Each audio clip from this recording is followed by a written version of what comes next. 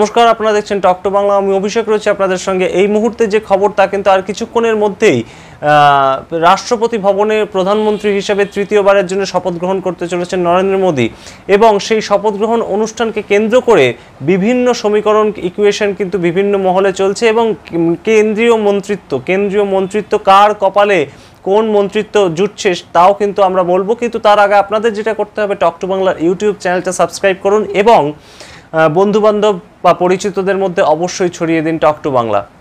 এবার আসি সেই খবরে। আজ কিন্তু তৃতীয়বারের মতন এনডিএ জোটের সরকার তৈরি হতে চলেছে, এবং এই এনডিএ জোটের সরকার তৈরি হতে চলেছে যে সময়, সেই সময় কিন্তু ইন্ডিয়া জোট বা INDIA যে জোট, তারা লড়াই করেছিল এনডিএ জোটের বিরুদ্ধে।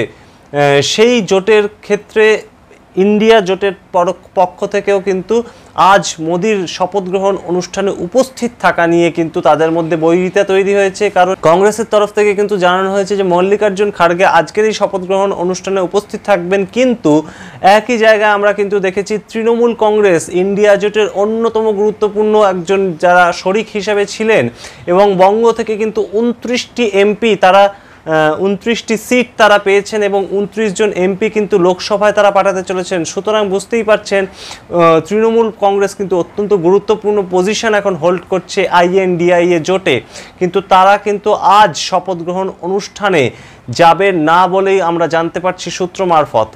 এছাড়াও আমরা যদি দেখি কোন কোন এমপি কোথা থেকে জিতে কোন কোন মিনিস্ট্রি পাচ্ছেন আজ এই তৃতীয়বারের জোট সরকারের ক্ষেত্রে, তা কিন্তু আমরা এখন যা সূত্র মারফত জানতে পাচ্ছি।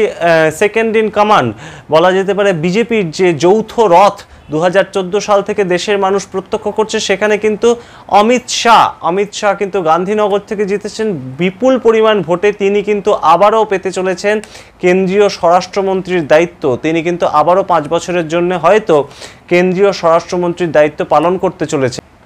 এছাড়া রাজনাথ সিং বিজেপির অত্যন্ত পরিচিত পুরনো মুখ, পুরনো সৈনিক, তিনি কিন্তু বিভিন্ন দপ্তর সামলিয়েছেন বিভিন্ন সময়ে। এবারেও কিন্তু তৃতীয়বার যখন মন্ত্রিসভা গঠন করা হচ্ছে, তাকে কিন্তু প্রতিরক্ষা দপ্তর দেওয়া হতে পারে বলে আমরা জানতে পারছি।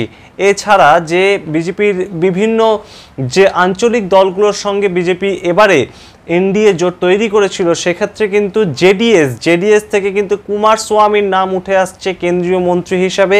এছাড়া টিডিপির যে দল সেখান থেকে কিন্তু রামমোহন নাইডুর নাম উঠে আসছে কেন্দ্রীয় মন্ত্রী হিসাবে। আমরা যদি দেখি বাংলার কি হিসেব, বাংলার থেকে কজন ঠিক মন্ত্রিত্ব পেতে পারেন এই তৃতীয়বারের এনডিএ সরকারে। গতবার বাংলা থেকে 18 জন সাংসদ বিজেপি পেলেও কিন্তু কারুর ভাগ্যেই শিকে ছেড়েনি পূর্ণমন্ত্রী বা কেন্দ্রীয় পূর্ণমন্ত্রী হিসেবে কাজ করার। সেই ক্ষেত্রে কিন্তু 4 জনকে প্রতিমন্ত্রী হিসেবে কাজ করতে হয়েছিল বাংলার MOS হিসাবে। সেখানে কিন্তু এবছর এই যে 2024 লোকসভা নির্বাচন হলো, সেখানে কিন্তু বাংলার আরও সিট কমে গিয়েছে এবং 12টি সিটে এসে এখন বিজেপি দাঁড়িয়েছে। সেই ক্ষেত্রে কিন্তু আমরা আশা করেছিলাম বা বিভিন্ন মহল থেকে শুনতে পাচ্ছিলাম বাংলার থেকে এবার হয়তো তৃতীয় টার্মে যে মোদী সরকার তৈরি হতে চলেছে, সেখানে হয়তো বাংলার বেশ কিছু মুখকে আমরা দেখতে পাবো পূর্ণমন্ত্রী হিসেবে। কিন্তু সেই ক্ষেত্রে যা খবর আমাদের কাছে এখনো পর্যন্ত এসে পৌঁছেছে, বসিরহাটের যিনি প্রার্থী ডক্টর সুকান্ত মজুমদার, তিনি কিন্তু বর্তমানে রাজ্যের বিজেপি সভাপতিও আছেন, কিন্তু তিনি কিন্তু কেন্দ্রীয় প্রতিমন্ত্রী হিসেবে সুযোগ পেতে পারেন বলেই তিনি নিজে জানিয়েছেন। এছাড়াও কিন্তু বনগাঁ থেকে যিনি জিতেছেন সাংসদ হিসেবে শান্তনু ঠাকুর, তিনি কিন্তু গতবারেও কেন্দ্রীয় প্রতিমন্ত্রী হিসেবে তার দায়িত্ব সামলেছেন। এবারেও কিন্তু শুধু এই দুজনেরই নাম উঠে আসছে কেন্দ্রীয় প্রতিমন্ত্রী হিসাবে, অর্থাৎ MOS হিসাবে। তাছাড়া কিন্তু আর কারোর নামই বাংলা থেকে উঠে যাচ্ছে না, এবং প্রতিমন্ত্রী ছাড়া কিন্তু পূর্ণমন্ত্রী কাউকেও দেওয়া হচ্ছে না। এতদূর পর্যন্ত কিন্তু খবর এসে আমাদের কাছে পৌঁছিয়েছে।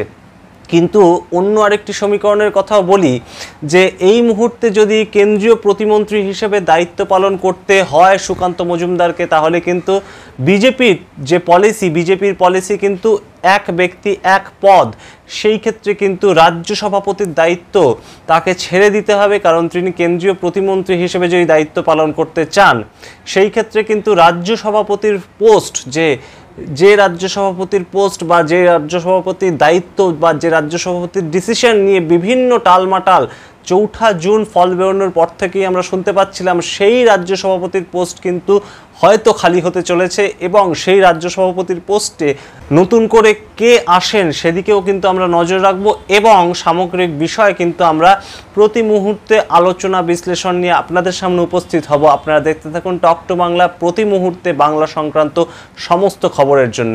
নমস্কার।